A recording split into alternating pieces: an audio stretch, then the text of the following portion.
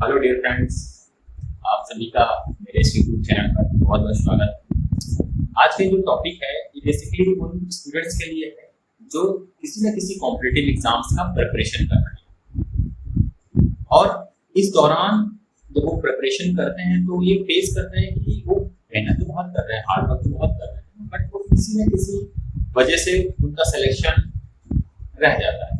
तो ऐसी क्या वजह हो सकती है, उन चीज़ों को थोड़ा समझने की कोशिश करेंगे। और ये मैं आपके साथ शेयर कर रहा हूँ क्योंकि जब मैं अपने टाइम पे प्रिपरेशन कर रहा था एग्जाम्स की, तो मैंने भी बहुत सी गलतियाँ की जिनकी वजह से मुझे भी ऐसे फेस करने पड़े। ऐसा टाइम मेरे सामने भी आया कि जब सिलेक्शन नहीं हो रहे थे, but over the period of time जब मैंने उन गलतियों को सुधारा तो मेरे सारे एग्जाम निकलते गए।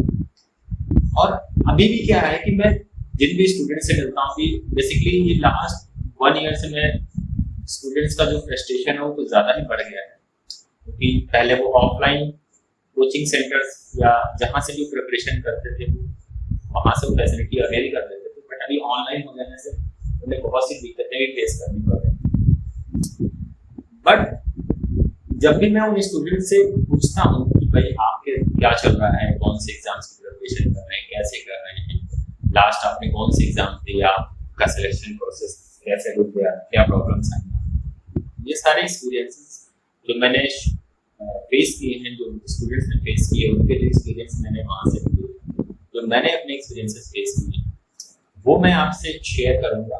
और इस शेयर करने के पीछे जो मेरा मोटिव बस इतना है कि आप सभी इन फेल्योर से, जो स्टूडेंट्स अभी जिनका जो फेल्योर हुआ है या मैंने जो अपने लाइफ में फेल्योर्स देखे हैं या और बहुत सारे जो मेरे टाइम्स के जो स्टूडेंट्स हैं उनके साथ उनके लाइफ में जो जो कॉम्पिटिटिव एग्जाम उन्होंने दिए उनके साथ जो फेल्योर्स उनके सारे एक्सपीरियंसेस मैं आपके साथ शेयर करूँगा।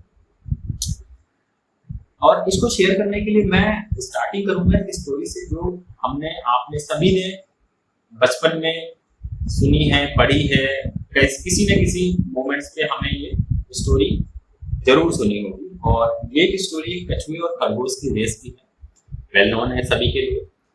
तो मुझे ये याद है कि बचपन में जो मेरे टीचर्स थे, जो उन्होंने जो ये स्टोरी सुनाई थी, तो उन्होंने कुछ इसका जो सार है, जो इस स्टोरी का मेन मोटिव था, वो उन्होंने बताया कि कछुआ एक लेबोरियस था, वो मेहनत करने वाला था, इसलिए वो जीत गया। और खरगोश एक आलसी किस्म का प्राणी था और वो हार गया। तो हमें जीवन में आलस्य नहीं करनी चाहिए। But over the period of time जब मैंने ये रियलाइज किया, जब एग्जाम्स हम लोगों ने पढ़े हुए थोड़ा समझने की, कि यार ये कछुए और खरगोश की जो कहानी थी, उसमें जो टीचर्स ने हमें बताया था वो कहीं तक सही नहीं था। क्यों सही नहीं था? कि देखिए, खरगोश अगर आलसी होता तो वो दौड़ता ही नहीं, वो धीमे धीमे चलता। और कछुआ अगर बहुत मेहनती होता तो तेज दौड़ता, लेकिन वहां ऐसा नहीं था। वहां का उस जो स्टोरी का जो आज मुझे मतलब समझ में आता है, वहां सिर्फ ये बताना चाह रहा था वो राइटर है जिसने भी वो कहानी लिखी, कि लाइफ की रेस में आप अगर बहुत तेज दौड़ेंगे तो एक समय ऐसा आएगा कि आप दौड़ते दौड़ते थक जाएंगे और मंजिल तक नहीं पहुंचेंगे। ऐसे में क्या होगा कि आप मंजिल तक कभी भी पहुंच नहीं पाएंगे। क्यों? आप हर बार मंजिल को पाने के लिए दौड़ने की कोशिश करेंगे और होगा क्या, आप थक जाएंगे, क्योंकि मंजिल एक मैराथन की तरह है।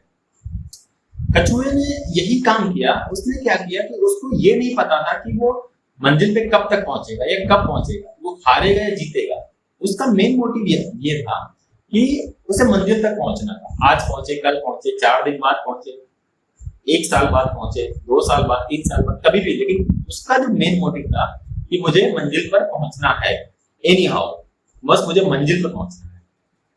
आज का जो स्टूडेंट्स जो प्रिपरेशन करता है, या हमारे टाइम में भी ऐसा था, जो स्टूडेंट्स प्रिपरेशन करते थे, हालांकि आज के दौर में जो स्टूडेंट्स प्रिपरेशन करते हैं बहुत हार्ड वर्क करते हैं और उनका जो कॉम्पिटिशन्स का जो लेवल है वो बहुत हाई हो गया है, ठीक है। बट वो सभी एक रेस में इन्वॉल्व, उन्हें ऐसा लगता है कि जैसे वो किसी रेस में इन्वॉल्व हो गए और सभी दौड़ने की कोशिश कर रहे हैं। और अल्टीमेटली होता क्या है, वो इस दौड़ में जब वो दौड़ते हैं तो क्या कुछ समय चलने के बाद थक जाते हैं, ठीक है। तो आपको आपका जो मेन मोटिव होना चाहिए वो कछुए की तरह होना चाहिए, ना कि खरगोश की तरह, ठीक है ना। कछुए की तरह आपको चलते रहना, आपको डेली चलना है, डेली चलना, चलते रहना है। अल्टीमेटली आपकी सक्सेस इस बात से डिसाइड नहीं होती कि आपने मंजिल कितनी जल्दी पाई, ठीक है। आपकी सक्सेस इस बात से डिसाइड होती है कि आपने मंजिल को कब पा लिया, आपने अपने मंजिल को पाया कि नहीं। आप मंजिल 2 दिन बाद, 4 दिन बाद, 6 दिन बाद, 1 साल बाद, 2 साल या 3 साल बाद, आप कभी भी मंजिल मिले, अल्टीमेटली आपको मंजिल मिलनी चाहिए। बट अगर आप दौड़ना शुरू कर देते हैं, जो बहुत से स्टूडेंट्स कर रहे हैं आज की डेट में, मैं देखता हूँ बहुत उनके पास दिमाग भी है, वो हार्ड वर्क भी करते हैं, लेकिन वो दौड़ रहे हैं और उस दौड़ की वजह से क्या होता है, वो थक जाते हैं, दौड़ते हैं थक जाते हैं, दौड़ते हैं थक जाते हैं और मंजिल उनको नहीं मिल रही है। किसी न किसी एक पॉइंट पे जाके वो मंजिल से दूर चले जाते हैं और उनको ऐसा लगता है मंजिल उनसे दूर जा रहा है, ठीक है, जबकि मंजिल तो वही है। लेकिन वो हर बार दौड़ते हैं, थक जाते हैं, फिर वो वापस उसी पॉइंट से फिर से वो दौड़ना शुरू करते हैं। जबकि आपको क्या करना है, धीमे धीमे धीमे धीमे धीमे चलते रहना है, ठीक है ना। ना दौड़ना है और ना ही रुकना है, दोनों ही काम नहीं करना है, ठीक है। दौड़ेंगे तो मंजिल तक नहीं पहुंच सकते और रुकेंगे तो रेस से बाहर हो जाएंगे। आपको मैं एक चीज बताता हूँ कि ये जो अपनी लाइफ है ना इंसान की, वो एक मैराथन की तरह है।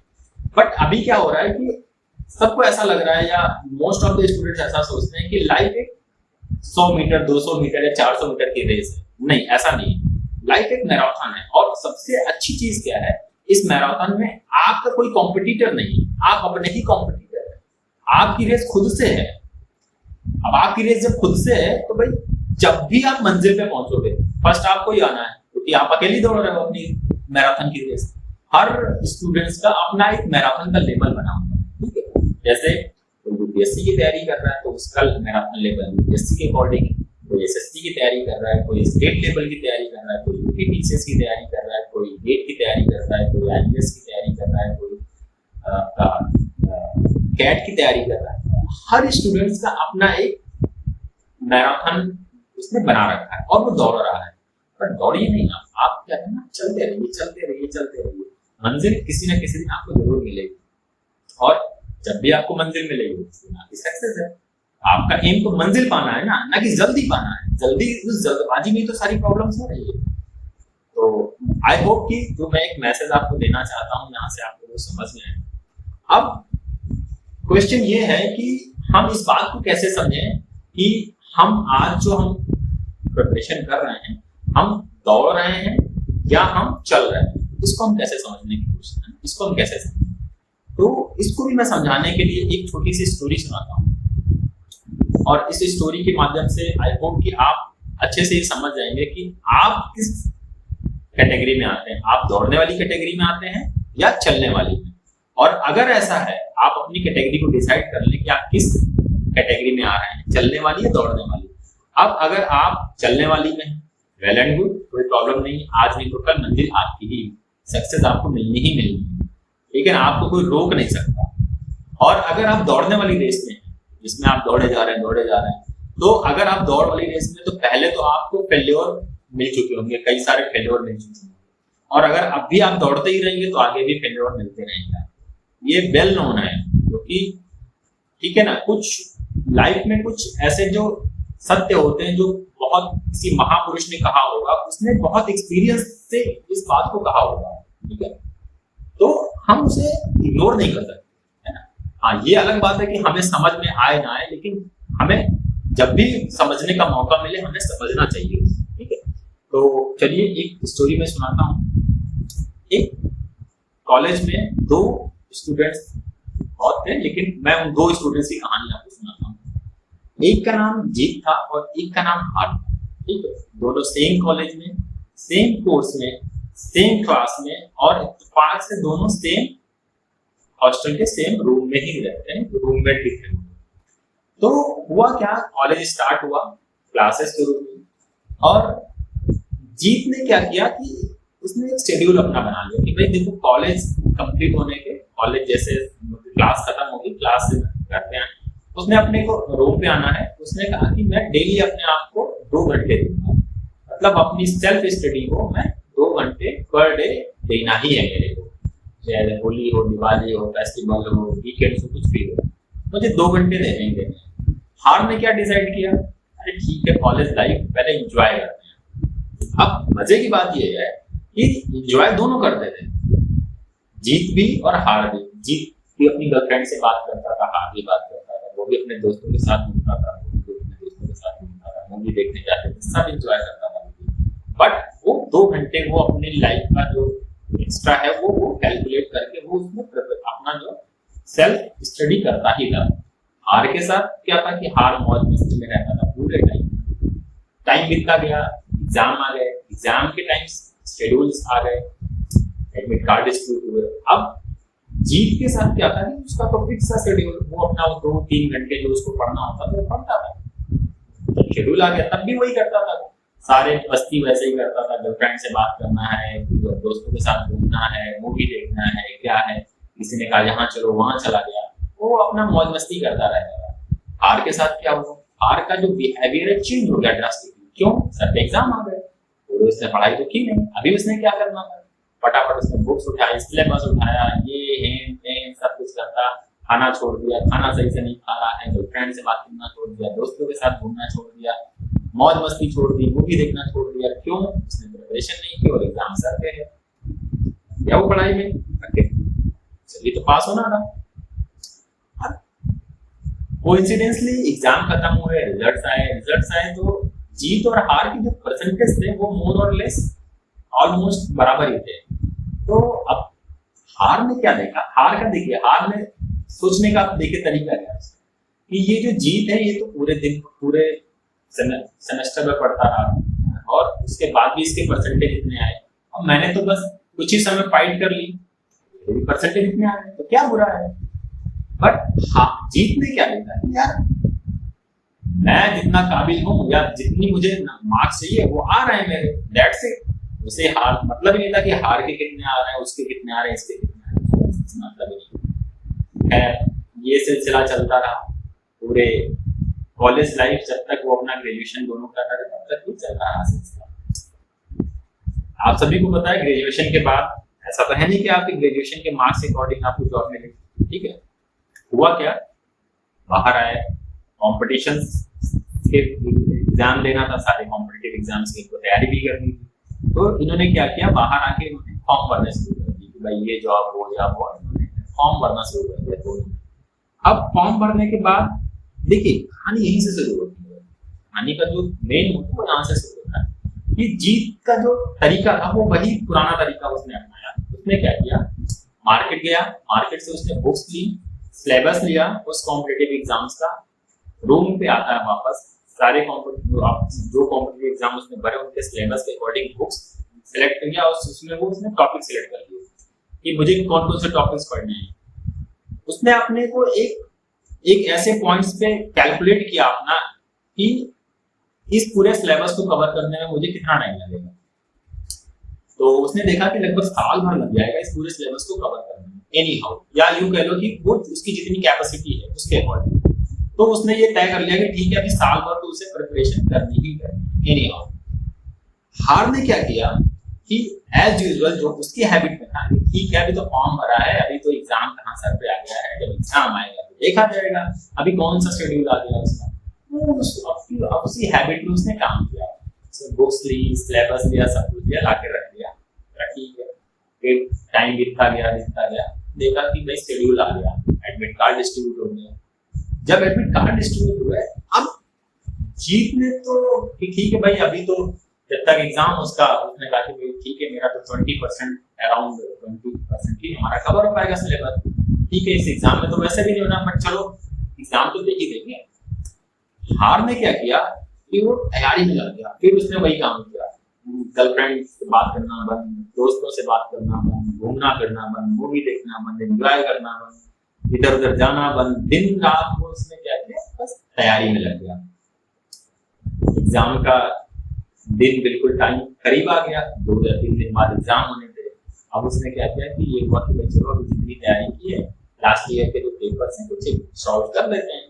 सॉल्व करने बैठा, जीत ने देखा कि वो जितना उसने सिलेबस पढ़ा था 20% के अराउंड, वो 20% क्वेश्चंस के बन गए। हार के साथ क्या हुआ, उसके क्वेश्चन ही ना बने। रीजन ये कि तो बहुत इफिशिएंट, उसने क्या किया था कि बहुत तेजी से पढ़ाई करनी, मतलब दौड़ने लगा, एग्जाम आता थे थक गया वो, ठीक है, वो बिल्कुल एकदम फेड अप हो गया कि यार कुछ तो समझ में नहीं आ रहा है, पढ़ रहे हैं कुछ समझ में नहीं आ रहा है। अब जब क्वेश्चन लगाना शुरू किया वो भी नहीं बन रहे हैं उसको। अब हार ने जीत से पूछा, भाई यार तो समझ में नहीं आ रहा, क्या किया जाए, तेरा क्या है? बोला यार मेरा तो सिलेक्शन वैसे भी नहीं होना है, मेरा तो सिलेबस ही नहीं कंप्लीट है। हार क्या कहता है कि भाई मैंने सिलेबस पूरा पढ़ लिया है बट उसके बाद भी क्वेश्चन नहीं बनना है, तो ये कैसे? चल खैर एग्जाम का टाइम आया, दोनों एग्जाम दिए। जीत को तो पता था कि उसका भी सिलेक्शन नहीं होना है, क्यों? कि उसने सिलेबस ही कंप्लीट नहीं किया। हार का पूरा सिलेबस कंप्लीट, उसके बाद भी उसका सिलेक्शन नहीं हुआ। अब फिर वही नेक्स्ट फॉर्म को भरे, फिर दोनों ने भरे फॉर्म, 3-4 महीने बाद वो फिर एक एग्जाम था नेक्स्ट। अब जीत का तो सिलसिला वही, वो 3 से 4 घंटे, 4 घंटे को अपना 4-5 घंटे को डेली प्रिपरेशन करता था, उसके बाद मौज मस्ती करता था अपना। उसमें जाके भाई 3 महीने बाद एग्जाम है तो उसमें भी वो 20% और एग्जाम सिलेबस कवर हो जाएगा, उसको लगभग 40% हो जाएगा। तो इस तरीके से वो सिलेबस कंप्लीट हो जाएगा उसका। जीत ने क्या, जीत का तो सिलेबस भी फिक्स है। हार ने क्या किया कि उसने फिर से भाई सिलेबस उठाया, टिक कर लिया, सब कुछ कर लिया, ठीक है अभी एग्जाम अभी कौन सा आ गया है भाई, उसके ये तो एग्जाम आए तो देखा जाएगा, दौड़ना शुरू कर देंगे। जीत के साथ क्या था, वो चलता रहा। ऐसे एग्जाम जीतते गए, रिजल्ट आते गए, फेलियर होते गए, दोनों फेल हो रहे थे। एक तो फेल हो रहा था क्योंकि वो दौड़ रहा था, दूसरा फेल हो रहा था एक्चुअली में फेल नहीं हो रहा था, वो चल रहा था, वो धीमी चाल से चल रहा था। उसे वो कछुए वाली स्ट्रेटेजी उसने अपनाई कि मुझे तो मंजिल पे पहुंचना है आज नहीं तो कल, और मंजिल में तभी पहुंच पाऊंगा जब मेरा सिलेबस कंप्लीट होगा। उसको ये श्योर था। तो हार के साथ क्या प्रॉब्लम थी, उसको ये पता ही नहीं था कि वो कर क्या रहा है। अल्टीमेटली वो जल्दी में कि मुझे हर चीज जल्दी मिल जाएगी, तो वो उसकी जो हैबिट थी ना कॉलेज वाली, वो वही स्ट्रेटेजी अपना रहा था। अल्टीमेटली हुआ क्या, 1 साल बीत। अब 1 साल बाद जब कंक्लूजन ये निकला, 1 साल बाद जीत के साथ क्या था कि उसका सिलेबस, मतलब जो उसका सिलेबस था, अगर आज के सिनेरियो में देखो कि जो स्टैटिक जीएस होती है, इंग्लिश, रीजनिंग और क्वांट, ये चारों उसके लगभग कंप्लीट थे।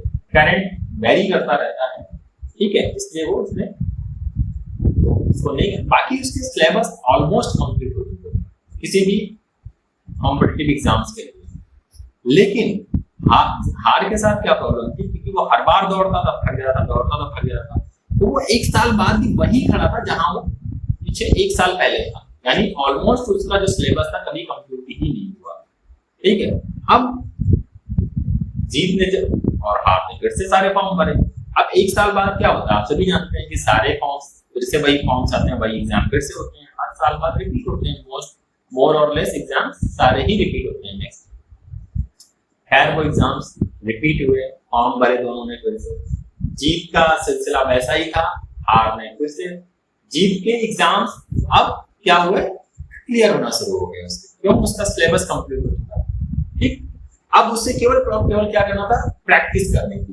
फॉर्म भरता था, प्रैक्टिस शुरू कर दी उसने। लास्ट ईयर के 10 साल के, लास्ट 5 ईयर्स के क्वेश्चन सॉल्व कर लेता था पहले, फिर करंट्स भी साथ चलते रहते, क्योंकि उसका बर्डन काफी कम हो चुका है, ठीक है। अभी क्या उसका क्योंकि सिलेबस कम, उसकी क्वांट कंप्लीट थी, उसकी रीजनिंग कंप्लीट थी, उसकी इंग्लिश कंप्लीट थी। अब उसे केवल जीएस पे फोकस करना था, तो जीएस में हेल्थ पे फोकस, सारी चीजें फोकस करता है थोड़ा, ठीक है। तो अल्टीमेटली हुआ क्या, उसके एग्जाम्स क्लियर होने लगे, धीरे उसका सिलेक्शन होने लगा।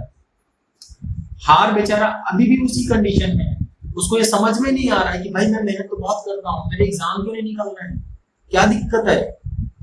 वो तो मैं देखता हूँ साला वो मौज मस्ती भी कर रहा है, वो इधर उधर भी कर रहा है, सब कुछ कर रहा है, तो अब उसका, और मैं तो मैं बहुत मेहनत कर रहा हूँ, ये कर रहा हूँ, वो कर रहा हूँ। अल्टीमेटली उसका सिलेक्शन 1 साल बाद, 2 साल बाद, 3 साल बाद उसका सिलेक्शन ही।